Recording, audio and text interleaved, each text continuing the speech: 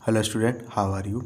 आई hope आप सभी ठीक होंगे। तो बेटा आज हम हमारी जो सीरीज़ चल रही है मिशन 3000 उसमें केमिस्ट्री सेक्शन का जो चैप्टर नंबर 2 है यानी केमिकल बॉन्डिंग, उसके वन वर्ड और टेक्निकल टर्म आपके सामने लेकर हाजिर है। ओके बेटा, इस वीडियो को देखने से पहले आप मेक श्योर हूँ कि आपने इसकी MCQ वाला सेक्शन पूरा देख लिया हो, MCQ वाली वीडियो। प्लस अगर आप इसको डायरेक्ट भी देख रहे हैं तो आप ये मेक श्योर करें कि आपने ये चैप्टर अच्छे से पढ़ा हो, तभी आप ये सारे क्वेश्चंस के जवाब दे पाओगे। ठीक है, चलिए फर्स्ट चीज़ क्या कह रहा है।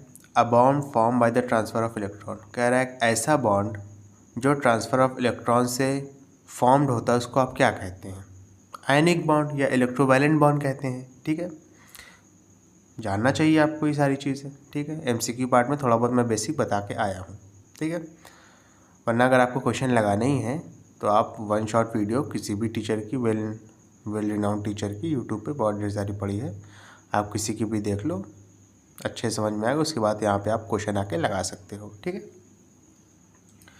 तो एक ऐसा बॉन्ड जिसमें जो बनता है इलेक्ट्रॉन को ट्रांसफ़र करके उसको कहते हैं आयनिक बॉन्ड या इलेक्ट्रोवैलेंट बॉन्ड। ठीक है, या तो आयनिक बॉन्ड कह लो या तो आप इसको क्या कह लो, आयनिक बॉन्ड कह लो। ठीक है ना, या इसको क्या कह सकते हो, इलेक्ट्रोवैलेंट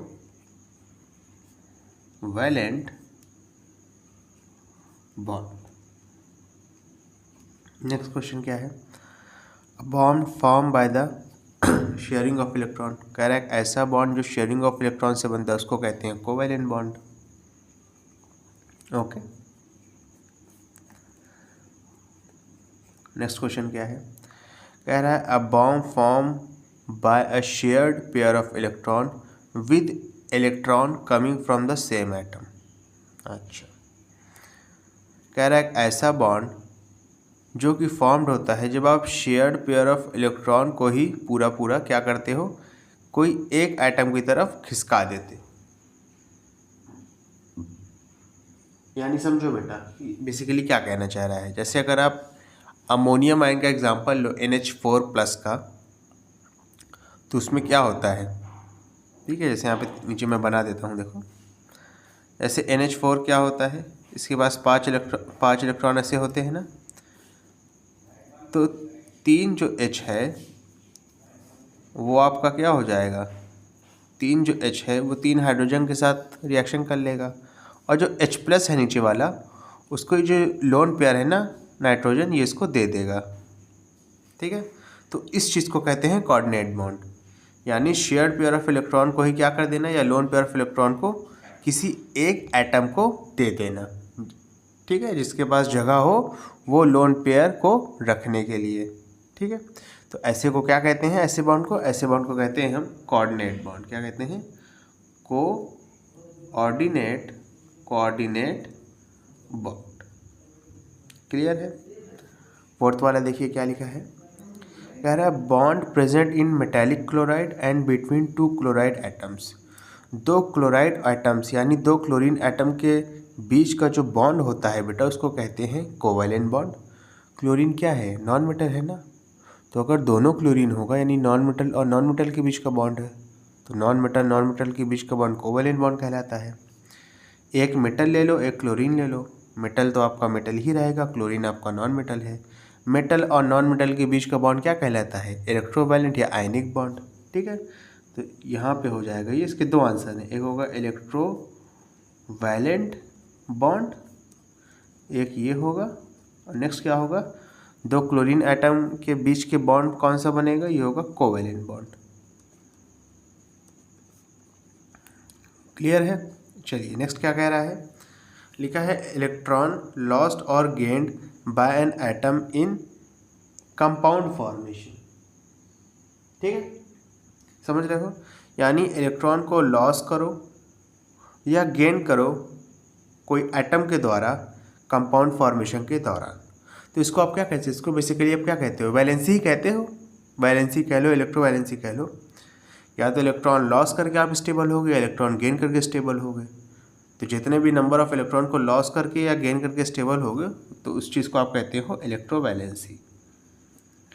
क्या कहते हैं, इलेक्ट्रोवैलेंसी। समझ में आ रहा है बेटा अच्छे से? ओके, चलिए इसके बाद अपना नेक्स्ट क्वेश्चन करेंगे। देखिए क्या लिखा है, यहाँ पे लिखा है ions form by the loss and gain of electron respectively. कह रहा है ऐसे आयन जो लॉस ऑफ इलेक्ट्रॉन और गेन ऑफ इलेक्ट्रॉन से बनते हैं उनको क्या कहते हैं? जो इलेक्ट्रॉन को लॉस करके बनते हैं उनको कटायन कहते हैं। क्या कहते हैं? कटायन। और जो इलेक्ट्रॉन को अपने पास बुला के आयन बनते हैं उसको अनायन कहते हैं। ठीक है ना? अनायन का एक सिंपल एग्जांपल है क्लोरीन, जो कि एक इलेक्ट्रॉन को गेन करता है। और कटायन का एक सिंपल एग्जांपल है Na+ यानी सोडियम, जो एक इलेक्ट्रॉन को बाहर निकाल के स्टेबल होता है। ठीक है। सेकंड क्या है? The process in which an atom loose electron. कह रहा है एक ऐसा प्रोसेस जिसमें एटम अपने इलेक्ट्रॉन को लूज़ करता है। तो बेटा कोई भी चीज़ जब इलेक्ट्रॉन को लूज़ करती है ना तो उसको कहते हैं कि उसका ऑक्सीडेशन हुआ है। क्या हुआ है? ऑक्सीडेशन हुआ है। जैसे यहाँ पे Na+ ने एक इलेक्ट्रॉन लूज़ किया है ना, तो समझो पहले चेक क्या क्या है मैंने कि Na था, Na ने Na+ बन गया और एक इलेक्ट्रॉन को लूज़ किया है। ठीक है ना? यही मतलब एक इलेक्ट्रॉन को निकाला है। तो Na का क्या हुआ? Na का ऑक्सीडेशन हुआ है। नेक्स्ट क्या है? लिखा है the process in which an atom gain electron. कह रहा है ऐसा प्रोसेस जिसमें एटम जो है एक इलेक्ट्रॉन को गेन कर रहा है। तो इलेक्ट्रॉन जब गेन करते हैं ना तो उस प्रोसेस को हम कहते हैं रिडक्शन। क्या किया? देखो Cl था, इसमें एक इलेक्ट्रॉन हमने दे दिया यानी गेन कर लिया, पा लिया, तो ये बन जाएगा Cl-। इस प्रोसेस को कहते हैं रिडक्शन। ओके। नेक्स्ट क्या लिखा है? कह रहा है N inert gas which contain triple bond. कह रहा है एक ऐसी इनर्ट गैस जो कि ट्रिपल बॉन्ड जिसके अंदर होता है, तो वो गैस है बेटा नाइट्रोजन। अच्छा, अब कुछ बच्चे सोचेंगे कि सर इनर्ट गैस तो ग्रुप 18 के गैस को कहते हैं, जैसे हीलियम हो गया, नियॉन हो गया, आर्गन हो गया, क्रिप्टन हो गया, रेडॉन हो गया, जेनॉन हो गया, ये सब को कहते हैं। नाइट्रोजन को इनर्ट गैस क्यों कह रहे हैं? क्योंकि बेटा नाइट्रोजन जो कि ट्रिपल बॉन्ड होता है, N∠N, ऐसे इसका N2 मॉलिक्यूल बनता है, इसकी जो बॉन्ड डिसोसिएशन एनर्जी होती है ना वो बहुत ज़्यादा हाई होती है। तो हर कोई इसको तोड़ने में सक्षम नहीं हो पाता है, यानी हर कोई भी एलिमेंट आके यानी इसकी एनर्जी जो है इस बॉन्ड को तोड़ने की बहुत ज़्यादा है, और जब तक इस बॉन्ड को तोड़ेंगे नहीं कोई दूसरे एलिमेंट से रिएक्ट कर नहीं पाएगा। इस वजह से हम इसको कहीं ना कहीं इनर्ट गैस की श्रेणी में डाल देते हैं। और तो ये इनर्ट नहीं है, ये भी काफ़ी कंपाउंड बनाती है। ठीक है ना? समझ गए ना किसको इनर्ट गैस क्यों कहते हैं? क्योंकि इसकी बॉन्ड डिसोसिएशन एनर्जी यानी बॉन्ड को तोड़ने की एनर्जी बहुत ज़्यादा होती है। ठीक है। क्या लिखा है देखो, 2 मॉलिक्यूल्स विच आर पोलर। कह रहा है 2 ऐसे मॉलिक्यूल बताओ जो पोलर हैं, यानी जिन पर चार्ज डेवलप हो जाता है, यानी कोवैलेंट बॉन्ड तो बनाते हैं वो साथ साथ, लेकिन साथ ही साथ अपने ऊपर पार्शियल पॉजिटिव और पार्शियल नेगेटिव चार्ज भी डेवलप कर लेते हैं। तो इसके 2 एग्जांपल सिंपल से हैं, एक है HCl, ठीक है, और एक है आपका NH3 अमोनिया।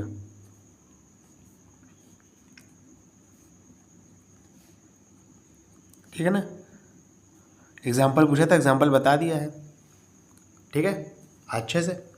ओके, चलो इसके बाद बेटा अपना नेक्स्ट क्वेश्चन करेंगे, समझना थोड़ा सा। अच्छा, इसके और एग्जाम्पल लिख सकते हो ना? ठीक है, कोई भी एग्जाम्पल लिख लो। जैसे फॉर एग्जाम्पल H2O लिखोगे, उसका स्ट्रक्चर ऐसे होता है, तो ये भी आपका पोलर कंपाउंड है। ठीक है ना? पोलर का मतलब है कि इन दोनों की इलेक्ट्रोनेगेटिविटी में जो भी 2 आपने एटम इस्तेमाल किए हैं स्ट्रक्चर में, उनकी इलेक्ट्रोनेगेटिविटी डिफरेंस 0 नहीं होना चाहिए। 0 के अलावा कुछ भी हो सकता है, कम ज़्यादा वो अलग बात है, पर 0 नहीं होना चाहिए। देखो नेक्स्ट क्या है, लिखा है अ पोलर कोवैलेंट मॉलिक्यूल। कह रहा है एक पोलर कोवैलेंट मॉलिक्यूल बताओ। पोलर कोवैलेंट मॉलिक्यूल का मतलब है कि इसमें पोलैरिटी डेवलप नहीं होनी चाहिए, यानी इलेक्ट्रोनेगेटिविटी डिफरेंस सेम होना चाहिए। तो इसके एग्जांपल बहुत से हैं। ठीक है ना?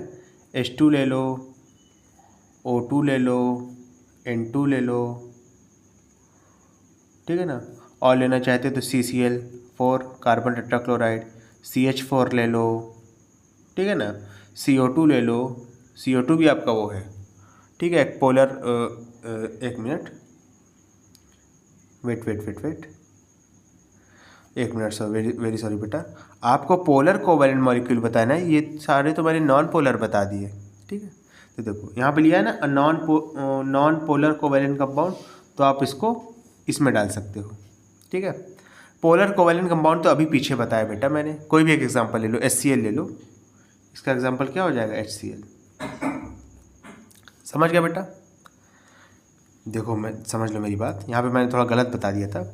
नॉन पोलर कोवैलेंट कंपाउंड यानी जिसमें पोलैरिटी डेवलप नहीं होती है, यानी दो एटम के बीच में जो आप स्ट्रक्चर में इस्तेमाल कर रहे हो उसमें इलेक्ट्रोनेगेटिविटी डिफरेंस नहीं होगा, तो वो 12th वाला है, जिसके सारे example H2, O2, N2, CCl4, CH4, CO2, ये सारे एग्जांपल यानी ये सारे आंसर क्वेश्चन नंबर 12th के हैं।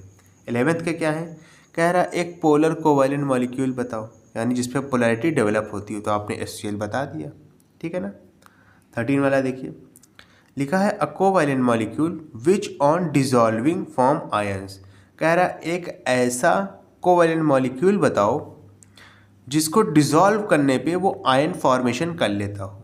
अगर आपको पता हो तो कोवैलेंट मॉलिक्यूल आयन फॉर्मेशन जल्दी से करते नहीं हैं, ठीक है ना, क्योंकि वो ज़्यादातर क्या होते हैं, मॉलिक्यूल फॉर्म में ही रहते हैं, और मॉलिक्यूल को तोड़ने के लिए मतलब मॉलिक्यूल टूट नहीं पाते जल्दी से, कहने का मतलब ये है, ठीक है।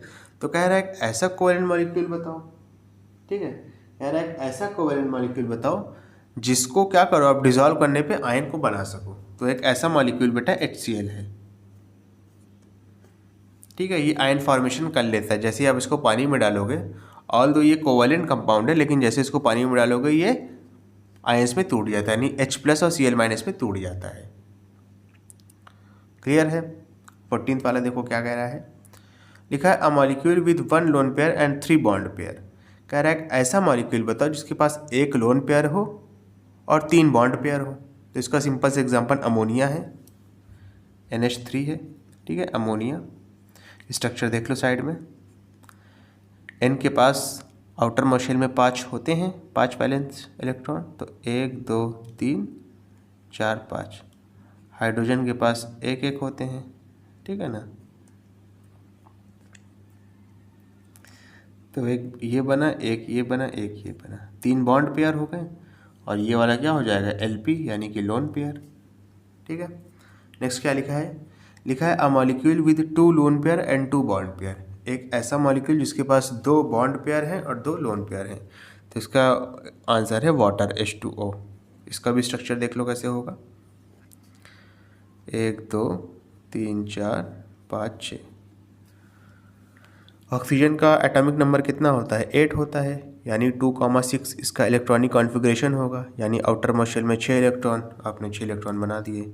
हाइड्रोजन के पास एक इलेक्ट्रॉन ही होता है, तो आपने एक इलेक्ट्रॉन भी बना दिए, एक बॉन्ड पेयर ये, एक बॉन्ड पेयर ये, ठीक है, एक लोन पेयर ये, एक लोन पेयर ये, जिस पर मैंने सर्किल किया है, यानी 2 बॉन्ड पेयर 2 लोन पेयर किसके हो जाएंगे, वाटर के हो जाएंगे। क्लियर है बेटा अच्छे से? ओके स्टूडेंट, अगर आपको वीडियो पसंद आए तो इसको लाइक करें, कमेंट करें, शेयर करें, और इस वीडियो को उन बच्चों तक ज़रूर पहुंचाएं जो कोचिंग को अफोर्ड नहीं कर सकते और जो आने वाले बोर्ड्स में अच्छे नंबर लाना चाहते हैं। Thank you.